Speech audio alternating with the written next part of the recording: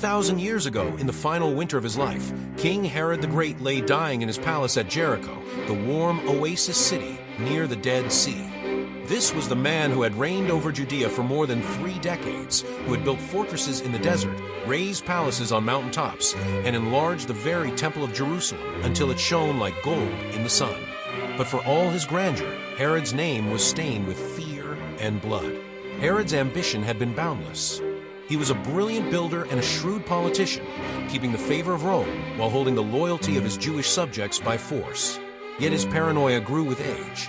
He executed his beloved wife Miriam, murdered her mother, and later ordered the deaths of 2 of his own sons, Alexander and Aristobulus, convinced they plotted against him. The historian Josephus, whose record Charlotte Maria Tucker follows, calls him a man who would rather slaughter his own family than risk the loss of power. As his health failed, the king was struck by a disease so hideous that ancient writers saw it as nothing less than divine punishment. His body swelled grotesquely, ulcers festered, his breath turned foul.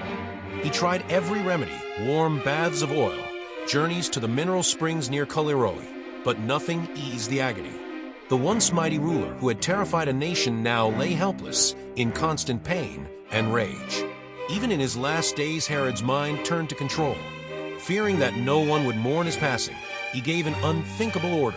The leading men of the Jewish nation were to be gathered inside the hippodrome at Jericho and killed at the very moment of his death. So, he reasoned, there will be mourning, whether for me or not.